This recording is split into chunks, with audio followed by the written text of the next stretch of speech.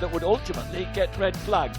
But initially, one of the problems was that there were things happening under yellow flags, and once overtaking manoeuvres have happened under yellow flags, then that means a penalty will await, and it was Harvey Claridge, number 16, who suffered that penalty, and that meant he had to take the long lap. But unfortunately he had 3 attempts at it and never quite made it round the very outside of the corner as needed, and that meant he got a cruel ride through penalty. And then a collision late on in the race caused the red flag to come out. That was the end of the race, and it meant Casey O'Gorman had taken victory, although he was still down in 5th place in the championship. And the contrasting weather conditions at Donington Park, well, the contrast couldn't be much greater, really. A fortnight on, we're in the midst of a weekend of mighty storms here at Donington Park around the Grand Prix circuit, which runs at within a squeak of 2.5 miles. It's a very, very fine, misty rain that we've got here. It's a really fine drizzle. As you can see, the air temperature is actually quite pleasant at 13 degrees, but the wind is fairly fresh. The track temperature 12 degrees, obviously full wet Dunlop tyres for the kids, and it's going to be an intriguing race, this. I'm Jack Bernicle. Alongside here I've got Mr. Neil Mackenzie, and Eddie O'Shea, the championship leader, by 4 points now from Frank O'Bourne, even though he's never actually won a race, is buried in 8th place on the grid. There's number 7, Jamie Lyons. He's on row 2. In the background there you can see that beautiful Wham Honda of number 8, Eddie O'Shea. So he's qualified rather downfield. Charlie Farrer in 5th place. He's currently 3rd in the championship, 12 points off the championship lead. This championship is absolutely wide open, so the 18-year-old Geordie boy still in with a big shout. Evan Belford, number 52, 6th in the championship, has qualified 4th. He's 51 points off the championship lead. This is number 16, Harvey Claridge, the lad who failed to had 3 stabs at the long lap before he made it, had to come in for a ride-through penalty at Silverstone. He's currently in 4th place in the championship, 21 points shy of the lead. Frank O'Bourne, 4 points off the lead. So the other Geordie boy from Crooktown in the middle of County Durham is just 4 points off leader Eddie O'Shea. And this kid, Casey O'Gorman, who's had 3 race wins and 3 DNFs to accumulate 75 points. That puts him 23 points off the championship lead. So, Neil Mackenzie, this is a fascinating championship, because these lads just keep throwing up the unexpected all the time. And when you look at the fact that Casey O'Gorman's 23 points behind Eddie O'Shea, that's 5 riders in that span, and we've still got 4 races to go. Yeah, it's anybody's. 100 points available still. The gap is not big in the top 15 when you look at it, and 100 points available. An extra challenge for these less experienced riders today. It's the first wet weekend of the season, so not a lot of wet track time, and certainly not any wet races. So but as you said, the ambient temperature is quite good. Track temperature is 12, ambient temperature is 13. Normally the track temperature is a lot higher than the ambient temperature. But these guys have got super grippy Dunlop tyres on. They're all on the same wet tyres, and they work brilliantly on these little bikes. There'll be no tyre degradation. So the most important thing is for them now is this warm-up lap, to get as much temperature into the tyres as possible, because they do, although the track's cold and wet, they still absorb temperature, and the more temperature they've got, the more grip they've got. So dropping down, look at that wonderful scene, dropping down through Craner curves, and here we are checking out the standings after 9 races. As I was mentioning, 4 points separating 1 from 2. Eddie O'Shea and Frank O'Bourne 1st and 2nd.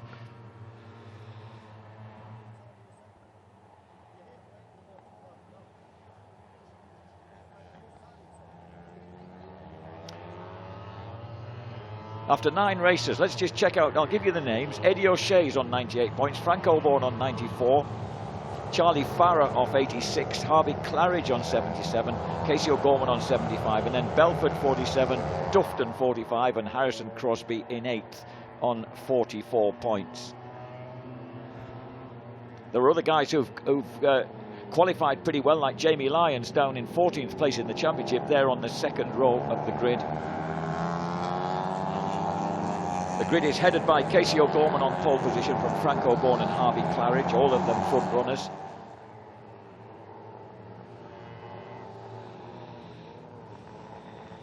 Casey O'Gorman on pole position ahead of Franco Bourne and Harvey Claridge. Evan Belford heads up row 2 from Charlie Farrer and Jamie Lyons. James Cook, I wonder if they meant to name him after the great Captain Cook, is 7th ahead of championship leader Eddie O'Shea and number 48 Ollie Walker. And then it's Corrie Tinker, Ryan Hitchcock and Harrison Crosby on row 4. 27 riders altogether make up the grid here. And one of the intriguing things to me, Neil, is that you never quite know who's going to really adapt to these conditions. We haven't had conditions like this so far. Very much so, and yeah, quite often some of the riders really show their skills. They might be into off-roading, they might be doing other disciplines of motorcycle sport that helps them with the wet weather riding. So yeah, it really is a great leveller, and it's important for the crews and the teams. Oh, we've got a rider there that's come in after the warm-up lap. Evan Pendrell. Oh no. Qualified in 19th place. Yeah, the cruise is important because there's limited amount of changes you can make with these bikes, but they can adjust them, the suspension, for the wet weather conditions. So getting that right is a real art, and the guys that have got the experienced mechanics, getting the best setup for them in the wet is going to give them the best chance. Looks like I might have someone stalled at the back there. Oh, it must be so disheartening for a kid. Look, he's fought his corner. He's fought his corner and he's been allowed to stay. So, Jamie Lyons gets an awful start on the left-hand side of row 2 on bike number 7. Not so the flyweight Casey O'Gorman, who literally flies to the front as they drop down into Redgate. Who's going to be brave? Whoa, Eddie O'Shea's come right through up the inside. The championship leader tiptoes through the inside at Redgate into 4th place from 8th place on the grid. So O'Shea instantly showing the sort of bravado that he might need round here as they drop down the hill towards Craner Curves. Yeah, Eddie O'Shea, local man, Measham. He lives literally a few miles up the road here from the Donington Park circuit. So, second. And maybe he's had some time here at the Ron Haslam Race School. Who knows? But he's certainly a local man, and he'll. Well, we don't have any spectators here. The whole of Leicestershire, I'm sure, and Derbyshire are cheering on the local lad, Eddie. So as we go round the right now, everybody so far remaining commendably upright as they feel their way round. I was reminded of, commentator's curse instantly strikes, and we use Rossi Dobson, the Northern Ireland rider. So the lad from Belfast goes down. It was inevitable that someone would just feel the limit and just overstep. It's like, there's Harvey Claridge with number 8 Eddie O'Shea right behind him. The race leader at the moment is 71 Charlie Farrer, the lad who's 3rd in the championship, 12 points off the top. So as they skip through the Fogarty S's now onto the Grand Prix loop, this is the extra bit of track that we didn't use when we were here was it just 2 months ago? I don't know, it seems like another lifetime. Dropping down the hill then on the brakes to the Melbourne hairpin, and the front 3 are braking fairly clear at the moment. So these 3 are all involved in the championship chase. Of course, Claridge currently 4th, Farrer in 3rd, and the leader of the championship, number 8 Eddie O'Shea, who I thought, well, he's certainly got experience of this track. Lovely pass there, lovely safe pass up the inside into Goddard. Loses a little bit coming out, but already we've got a 3-way battle. And that word you're using there, Jack, feel, that is what it's all about. The first lap is all about getting your tyres up to temperature, getting a bit of a feel, sussing out the grip level that's out there, and then getting in a nice smooth rhythm. The ideal place, of course, is in the front. You're not getting all the spray, all the wash that's coming back towards you, so being out in front is definitely the place to be. And there we've got all the contenders in the championship are adapting well, because Farrer, O'Shea, Claridge, and then it's O'Gorman, Bourne, Belford. So everybody who's involved in that front 5 in the championship are there doing the number. Oh, let's see what happens. This looks the exit of McLean's, just in the background there. That was Rossi Dobson, just high side now. Easy to get caught out there. Using a lot of lean angle. As I said, the tyre's not quite up to temperature on that first lap, so the guy's just keen to get in the throttle. Number 71, Charlie Farrer on the Victoria House Racing Academy Mortimer Racing Honda from Easington Colliery in County Durham. There's Casey O'Gorman running in 4th place ahead of Belford, number 52. And Belford is ahead now of Franco Bourne. Remember, Bourne's only 4 points shy of the championship lead, that big figure in black. And he is struggling to maintain that position, because here comes Jamie Lyons. Lyons, who was very sluggish off the start, but is regrouping on number 7. The Jamie Lyons Racing Honda, the boy from Omar in Northern Ireland, slips past Franco Bourne and squeezes him back to 7th place now. I'm just wondering if Casey O'Gorman there might have some vision problems, because he's not getting tucked in like the other riders. He's tending to keep his helmet, his head above the screen, just to try and get the maximum amount of vision. And that's another hazard, I guess, when the weather is like that. If you've got a visor that's not quite sealed or it's fogging up, you see he's just peeking over the top there and not getting tucked in like he normally would. Oh. And out goes number 44. That's Lucas Hill from Driffield on the Ashcourt Racing Honda. And this is Casey O'Gorman. Yeah, Neil, you're right. He's peeking over the top. As you see, the other guys are totally tucked in there. But when you get tucked in, you get extra heat coming up from the engine, and that might well be steaming his visor up. Who knows? It's just unusual. And of course, Casey O'Gorman, we're so used to him being right at the front in every race that obviously he's won 3 and jumped off in 3. But when he's out there, he's normally at the front. So I suspect there's a little problem there. Could be vision. And strangely enough, one of the things I was going to ask you before we actually got into the race was how this nasty, mean, fine drizzle can surely affect vision. I wondered how you prepared for it before. Well, yeah, you spray the outside of your visor with a solution that means the water just dissipates. Different helmet companies have different systems. Some have what's called a pin lock, is essentially double glazing for helmets. They have an extra layer in the inside, so that means that nothing can get steamed up, and others will have visors that are coated in the inside. They all have vents as well. Getting air in is important, but of course if the vents are open and water gets in and moisture gets in and that mixes with the heat, then you can get steaming up problems. So it really is about getting a really good system. Eddie O'Shea, 118 points on the current. Oh, and that might be Jamie Lyons again. And down also goes number 48, Ollie Walker. On the Moto Rapido SP125 bike, both at Coppice Corner. He's hurt himself. Oh, no! And Evan Belford goes down. He was running really strongly in 4th place. It's strange, all in one lap. We've got a whole bunch of crashes. Oh, and the lead's changed. Eddie O'Shea set the fastest lap. Incidentally, it wasn't a lap record. That really set me running for my lap records. 1:39. Cameron Horseman is the lap record holder. I thought in these conditions we couldn't conceivably have bust a lap record. But Eddie O'Shea has now moved to the front, and he is the championship leader. He's not yet scored a race win. He was twice 5th when we were last at Donington, twice 2nd at Snetterton, 3rd and 2nd Snetterton, 3rd and 2nd at Silverstone, and here he is leading a race. Could he finally break that duck and win himself a race? Would be a good time to do it. Yeah, I think the rain's coming down slightly heavier. Obviously conditions are staying fully wet, and that's an unusual one there, just exiting McLean's.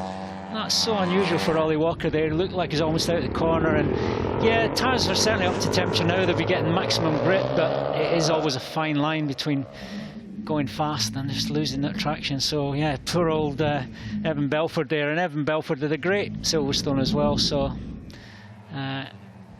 and Charlie Farris fought back. The 18-year-old who knows this is his last chance at this championship.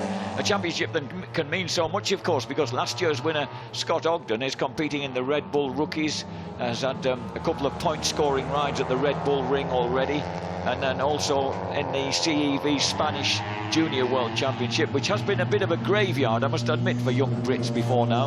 Let's hope that Scott Ogden can make it pay. Yeah, he suffered a few injuries that's cost him some results, but yeah, Scott Ogden making his way and got great backing from Dorna with the British talent team, and of course the Red Bull Rookie MotoGP Championship. So Charlie Farrer back in the lead, being hounded again by Eddie O'Shea. O'Shea's neat and tight on the brakes. He knows his way around here so well, and he just slips underneath there as the barn door is left open. Charlie tries to line him up with extra drive up the hill, and they get tucked in. Harvey Claridge sitting right in there behind them on number 16, the City Lifting SP125 bike, the lad from Stenning. And he moves inside Charlie Farrer as they go into Goddard's. Eddie O'Shea likes Goddard's got a nice line in there, a little bit wide that time, but certainly didn't lose any places. And as I said, that camera position there looking quite misty as they head down into turn 1 into Redgate. Very much a three-way battle, but Claridge set his fastest lap of the race on that lap, 1:57.0. So downhill they plunge, and this is the bit that always frightens me, going downhill rapidly on a motorcycle in the wet. Somehow uphill you feel like you stand a bit more of a chance, although having said that, a lot of these corners at Donington Park you're kind of cresting a rise, and that's precisely where the back end can let go on you. Well, that's it. Yeah, and there's a lot going on there. These guys are just not sitting on these bikes and letting the bike do the work. They're continually trying to get weight transfer onto the front, nice and smooth on the brakes, and then off the brakes and back in the throttle, trying to get weight transferred onto the rear for maximum grip. This next corner, though, Coppice, this is completely blind. If you're, from a rider's eye view, as you're coming up there, there's just a horizon, so you need to know where you're going when you come up over the top there. But lots of laps for these guys, so that's perfectly okay. But it is a particularly tricky corner, and of course there's that long drive out of Coppice where you're continuing on the side of the tyre, and you really have to be, in these conditions, thinking about getting the bike upright as early as possible just to get on the fat part of the tyre where you'll get maximum grip. And also, I presume, staying upright as long as possible before you hit the foggy S's, get all your braking out of the way. Yeah, all your braking and all your heavy braking done upright. You still trail brake a little bit into the corner, less so in the wet, but definitely do the majority of braking upright. And the curbs as well. You see the riders still using the curbs. You have to be upright if you're getting on the paint there. That paint is a grippy MotoGP paint. It's the best paint you can have, but obviously grip level is down from the dry conditions, so the best plan is to stay on the black bit. And the best plan is not to overtake one another, according to Harvey Claridge, who just indicated to Charlie Farrer there, just as they came up the hill from Melbourne, just tuck in behind me. Let's see if we can claw back Eddie O'Shea. And on that lap, Eddie O'Shea set the fastest lap of the race, 1:56.4, so they've got a bit of catching up to do. Here's the second group, headed by Casey O'Gorman, with Franco Bourne in pursuit. So O'Gorman crosses the line now. His lap time, 2:05, a full 4 seconds adrift of the race leader. Yeah, maybe slightly under par performance from what we're used to with Casey there, but I do suspect that he has got some kind of issues. But he seems to be in a decent rhythm. He's able to hold on to that 4th position, and we know points make prizes. Championship's still wide open. Lots of points still be got this weekend, and of course at Brands Hatch. So Eddie O'Shea at the moment is the man who, despite his modest qualifying, is threatening to really take this, and that's a lap record again. It's actually a fastest lap for in these conditions. As we watch number 8, Eddie O'Shea, drop through this big double apex right-hander, and then so as we go and look at this, Harvey Claridge, well, he's not worried about what Charlie Farrer's doing behind him now, because he's dropped him. He's on his way, and he's going to challenge for a lead here, and Harvey Claridge needs the point. He's 21 points behind Eddie O'Shea at the moment, so it's going to be critical to me if he can overtake Eddie O'Shea before. I love it when they've got a clear visor and you can see the intent in those young eyes. Yeah, Harvey Claridge, great to see him having a great run here and some podium potential after the shenanigans at Silverstone. But yeah, he looks very relaxed. He's happy there, sitting there behind O'Shea. Definitely looks comfortable. He's relaxed. The little bits you can see of his face and his eyes, he's fairly comfortable, just happy following at this point. And of course we're only at half race distance, so important just to keep that rhythm, keep your temperature in your tyres. And he doesn't seem to be bothered at all by any. You'd think that a bit of the spray might be something he'd rather not be in, but he seems comfortable enough there. Yeah, well, he's happy to get tucked in behind the screen, so it's certainly avoiding getting anything on his visor. So 7 laps of 12 complete then, so just past half race distance. Charlie Farrer beginning to lose contact now with the 2 front runners as Harvey Claridge tries to come the long way around and sneak underneath down Craner curves. Yeah, he's certainly sussing out, and there is a bit of a myth, or there might even be some truth in it, that a metre offline at some of the corners here there is more grip. The Haslams certainly subscribe to that theory, and there's no one been around here more than Ron Haslam and Leon Haslam in all kinds of conditions, of course, running the Ron Haslam race school here over the years. Leon and Ron will tell you there's some sections of this track you want to be completely offline and you'll find a ton more grip. Trouble with being offline is that if you're offline, it's maybe not the fastest way around the track, but if you've got more grip, then it could be the safest option and maybe even quicker. So as we come back onto the underneath the ghost of the Dunlop Bridge, it's still Eddie O'Shea I wouldn't say comfortably leading away, but I might have discounted Charlie Farrer a bit too soon because he's squeezed. Oh, Annabelle Thomas has gone out. Annabelle Thomas has gone out at Redgate. So often a place that can catch people out. And down has got number 14, Evan Pendrell, on the VHC racing. And bless him, he had to start from pit lane as well, and was having a very respectable ride. So Pendrell trudges off with his Scott Leathers badge. Good old Jimmy Aird there up in Barnard Castle. Oh, wow, how did that happen? Well, that's another one coming out of McLean's, just showing you how tricky it is. And that's actually one corner that Haslam says, try and be a metre to the left, try and be a metre wide as you go in, and you'll have more grip. So maybe that's because they know it's particularly slippy online. And here's Harvey Claridge momentarily taking the lead into Goddard and then losing it as they go into Redgate. Both Claridge and Charlie Farrer in third place there tend to favour the wider lines, and Eddie O'Shea seems to be very adept at cutting to the apex and taking advantage of that.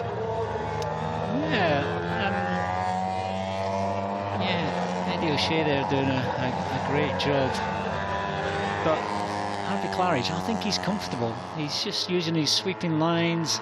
He's still under threat from Farrer, but he's very comfortable, and I suspect he's just going to suss things out for a few laps and then maybe look at a pass. And Charlie Farrer actually set his own personal fastest lap on that previous lap. So he's well in touch. He's still well in touch. And we know how much the young lad from Easington Colliery is the strong desire to win this series, because it's definitely his last shot at it at the age of 18. So as we come storming down the Dunlop Straight once again, keeping well out of the way, is number 27 Callum Beach from Abergele on the Callum Beach Racing SP125 Honda, allowing the race leaders to go through. Claridge is full of intent here. I love his body language. Now, is he going to try and go for this inside line down here? I think he is. Keep it upright, squeeze inside Eddie O'Shea. A little bit wide, but pulls it back to that second apex, misses that second apex. And, who needs an apex? They're boring. Harvey Claridge is of the front four, of course. Harvey, at the moment, of the front three rather, Harvey Claridge is the man who most needs the points. He's the one who trails by 21 the championship leader Eddie O'Shea. So he gets past Eddie now, and he's got 3 laps to try and maintain that gap, and Charlie Farrer could desperately do with closing down Eddie O'Shea, because Farrer at the moment is 12 points adrift of the championship leader. So Eddie O'Shea again, unless he's got something in the back now, it could be that his opportunity to break his winning duck might have gone. But you know, we have had world champions even in the past without having gone through a season without winning a race. I know Andrew Pitt gets deeply aggrieved every time we point that out. I know you just mentioned it again. That's his first World Supersport Championship. But who knows? Eddie O'Shea, consistent so far. Twice fifth, once third, 3 times second. And that consistency has led him to lead the championship. Eddie O'Shea's fighting back here. I mean, Eddie has been doing the hard work. He's led pretty much from the second or third lap, so he really has have been doing all the hard work, and Claridge has been able to get a good look at him, see where he's quicker, where he's slower. But now the tables have turned, and I think Eddie O'Shea is definitely going to fight back. He's certainly strong at Goddard's, but that's an important corner, certainly if it comes down to the last lap. Looks like he got a better drive onto the straight there as I head down to Foggy S's. Yeah, we're coming a long way around there, number 8 O'Shea, and nicely into the S's. And I'm trying to avoid saying they're looking so smooth and confident. I definitely don't want any commentator's curse here, just when you think everything is perfect. They've certainly put some time into Farrer though. Eddie O'Shea, that was really, he got such a good run out of onto the Dunlop Straight there. He did, yeah. Right from the moment he was on the exit, he got it. And through sector 3, just set the best sector 3 of the race. I just noticed he's gone purple on our screen here, so he's certainly got something left in his little tank. So that was a poor lap for Farrer, isn't that weird? He suddenly went 1.1 seconds slower on that lap as they come up to on the back wheel now of the number 61 machine, who you probably have on your starting list and I don't have on mine, young man. So O'Shea leading the way again from Harvey Claridge. Claridge, we think he's looking comfortable in second. He's already had a stab at the lead. And for lap record read fastest lap, 1:55.881. And we're on the 10th lap of 12, so very much the closing stages now. Yeah, past 2/3 distance, so if the flag were to come out at this point, it will be called a result, but it's quite fascinating in front. I'm not sure. I think Eddie O'Shea, he has got a trump card in his pocket because he's the strongest rider on the brakes into Goddard's. He's got a nice tidy line in there, so I think if the push came to shove, then he would have a chance on the last lap. There's Franco Bourne, number 17, who's currently second in the championship by 4 points. So at the moment, this is how it would look with Eddie O'Shea leading. Franco Bourne would still be there in second place. Charlie Farah in third, Harvey Claridge in fourth, Casey O'Gorman still down in fifth. So another couple of points for the 17 there, Bourne, would be very useful indeed. Oh, a little bit lively there for Eddie O'Shea coming into the Foggy S's for one more time. I know this is an absurd comparison, and I've obviously been looking at too many photographs of the great Barry Sheene recently, but Harvey Claridge has a look of the young Sheene. That face through the clear visor is very Sheene-esque from Barry's teenage years. Oh, and he just glances across at O'Shea there as if to say, well, you've given me that. I'll see if I can out-drag you up the hill. But O'Shea's still on that inside line across those naughty bumps into Goddard's. Yeah, he likes that. Yeah, it's quite ripply headed in there. In these conditions, that can be quite tricky. It's going to be hard on the brakes. So this will complete 10 laps. We've got 2 laps to go to sort out the Honda British Talent Cup race. First race of the weekend here in conditions that continue to be, well, I was going to say fairly unpleasant out there, but these lads aren't making it feel like that way. And number 71 there, Charlie Farah, still looming in the background. Maybe even thinking, I could pick up the pieces here if it all goes a bit pear-shaped. He's definitely got that thought in his mind. He doesn't seem to have the pace to maybe do anything about these two, because that gap, which is just about 0.2 of a second, but he'd want to be closer really if he was thinking about a last lap passing manoeuvre, and he didn't seem to be able to bridge that gap. He was half a second quicker on that last lap, so he's been a bit inconsistent, Charlie. His times have seesawed a fair bit, whereas these guys have been fairly consistent throughout. So, and look at this, Eddie O'Shea looks to be trying to make a break as they come up behind number 75, Jonathan Garness, the young man from Ilfracombe on the microlized Creswell racing bike. Oh, wow, who gets suddenly sat up. Yeah, safely through there. 12-year-old Johnny Garness then gets put to the side. He's currently riding in 16th place, probably the first time ever he's ridden in conditions like this, as we watch Harvey Claridge think about a braking pass on the way into Foggy S's. But very steady Eddie O'Shea, just looking, well, unruffled at the front. Just looking at the commentary position window, and the rain is coming down heavier now. You can see each camera shot is a little bit more misty, and I just love it when there's a race for the win. It's always great to see battles throughout the field, but when the race is for the big prize, it's just brilliant. So heading on now to the last lap, this is going to be fascinating. So Eddie O'Shea once again goes for that. He's got that very guarded but very effective route into Goddard's, and once again number 16 Claridge tries to pull it back early and get the drive along down the Wheatcroft straight, across the start and finish line, onto the final lap. But being the bigger, heavier lad, even the slipstream doesn't help him down there. No, it doesn't. But I think being bigger and heavier in these conditions might just be the key. I'm thinking, and I was just about to say, he might be going to think about some round the outside manoeuvres, because he has been sussing things out round Hollywood here, round Craner. That's a difficult one, but yeah, he's definitely thinking about it. Not quite close enough. It's such a game of percentages at this point, because you could so easily end up on your ear, down through the old hairpin, as they laughingly call what must be the fastest hairpin in world motorsport, and then swooping through the left-hander at Starkey's, onto the Schwantz curve, named after the great Kevin Schwantz, up towards McLean's, over the brow into that tricky right-hander. And Harvey Claridge now has got to stay close to Eddie O'Shea if he's to stand a chance of outbreaking him. There's 3 big points before he reaches the finish line.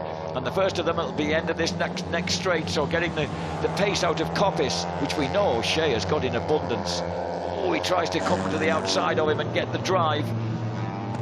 Just see how great these Dunlop tires are working, just displacing that water. There's a lot of standing water now.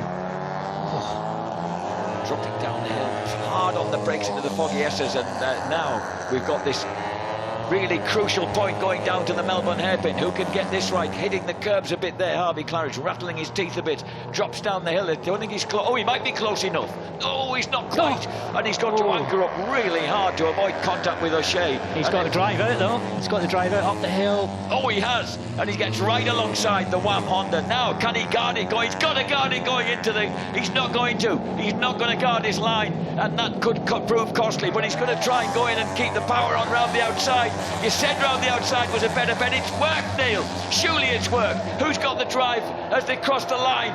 It's absolutely nip and tuck. And Harvey Claridge has pinched it by 0.118 of a second with a really brave move round the outside at Goddard's. Brilliant performance by Claridge, really superb. The top three did a brilliant job, absolutely brilliant job. That is Franco Bourne, 17. And where's Casey O'Gorman? Have we lost Casey O'Gorman? Here's O'Gorman coming round Goddard, so he's been demoted to 5th, and it looks like... oh, perhaps he's not. No, O'Gorman's still 4th, yeah. O'Gorman 4th, Franco Bourne finishes in 5th place. So all the main championship contenders have survived these conditions. But the man who survived them best is number 16, Harvey Claridge, for City Lifting SP125 Racing from Stenning. Great race, a really terrific finale there. Charlie Farron, number 71, inconsistent actually on his lap times and not quite able to launch a challenge. So the Durham lad has to settle for 3rd place. And the man who leads the championship still, Eddie O'Shea, after a terrific race. But so impressed with Harvey Claridge's final move there. Yeah, it's brilliant. Never gave up. Yeah, full attack at last 2 corners, and as I predicted, Eddie O'Shea was strong into Goddard's, late on the brakes, nice tight line, but Harvey Claridge had other ideas and another plan up his sleeve. So brilliant. But so impressed with these top 3. They're just fast laps the whole race, pulling away from the field and keeping it all together. Eddie O'Shea looks disconsolate there, but he'll still lead the championship with yet another 4th, 2nd place of the series. Days like these, you have to be bringing it home, and scoring strong points is brilliant. And as you said, still leading the championship, and that is the key. Go away every weekend leading the championship. You can do it at the last round, then job done. Oh, look, he looks really displeased. No, he shouldn't be. And he's got another chance tomorrow to do things right. And of course, the lad who beat him has only moved now within 16 points of him as a result of that race. Thing is, riders get greedy. They don't want 20 points. They want 25. And if you've been used to winning, but that's fine. And you can see why Harvey Claridge is absolutely thrilled with that, because that was from that point onwards, where he's just riding through now into Goddard's and round the outside of Goddard's, was brave and committed stuff to produce that race win. So the rain looks to be a good deal heavier than it was, and obviously that fine drizzle we had at the start has developed into something more, which is the reason that racing has been brought forward here at Donington Park today, because of that, because this major storm that has taken in the whole of France as well, right down to the south of France where flooding's been happening. We're a kind of the eye of the storm here in the UK, and these conditions, the first time that these boys have endured these conditions in this championship. We've had lovely fine weather up until this point, in fact up until this weekend, to be honest.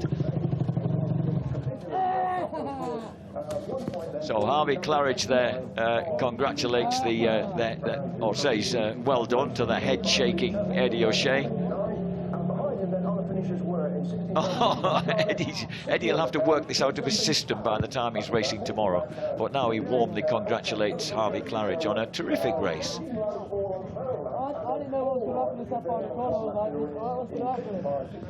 So let's check out the race results then.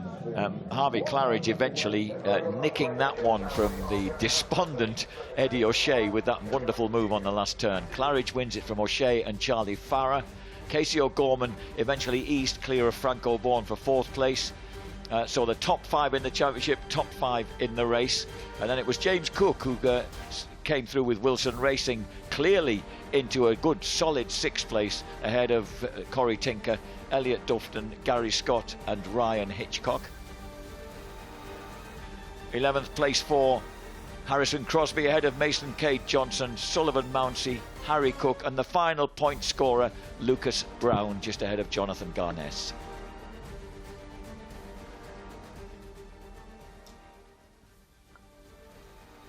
So the conditions here have provided was with an absolutely, stupendous race. I mean, I'm always impressed with the way that motorcycle racers deal with weather like this, Neil, and those kids have really shown that they're already capable of doing so.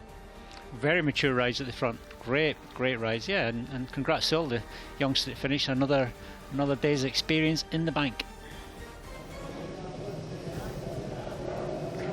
Harvey Claridge, congratulations there. Your first ever victory, and you fought all the way to the line there, snatched it, didn't you, from Eddie O'Shea. But before we get into that, tell me about the conditions out there. What were they like?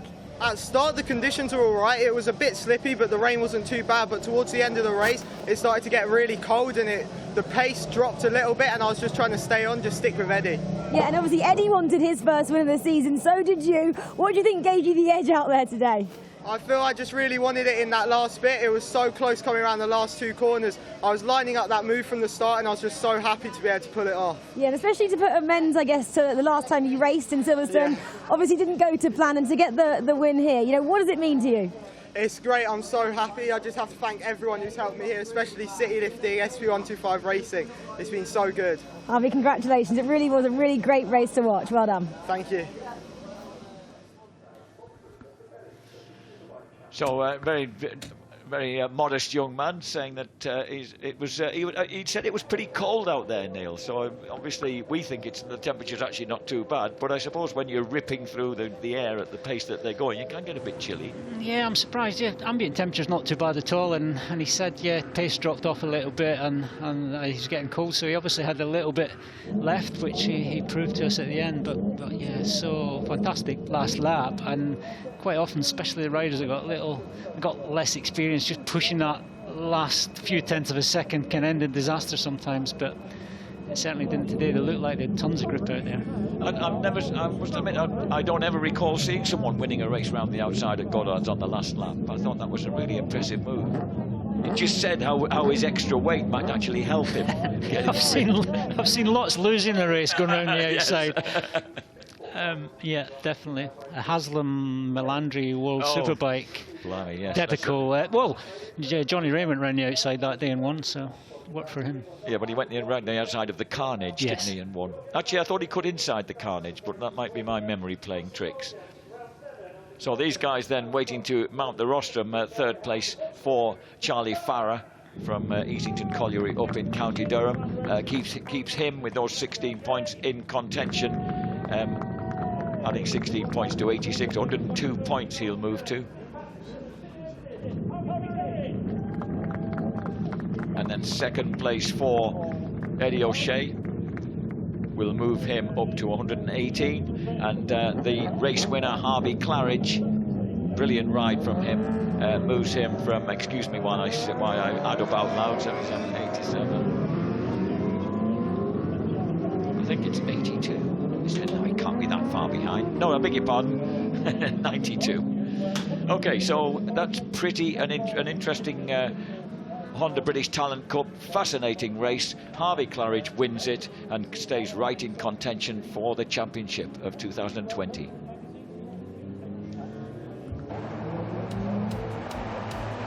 Off the start then, everybody gets away fairly cleanly, except a leg-waving Jamie Lyons on bike number 7. Casey O'Gorman's the first man to show, but he's quickly eclipsed. And then straight away we have fallers. Rossi Dobson is the first one to fall. And unfortunately, there's a fair few of them go down early on. That was number 48, Ollie Walker. But the front three have broken clear. Championship leader Eddie O'Shea from the third row of the grid comfortably leads the race for a fair while till Harvey Claridge, number 16, decides to take over. But Eddie O'Shea instantly fights back. Charlie Farrer is hanging on to these two, but never quite able to mount a challenge.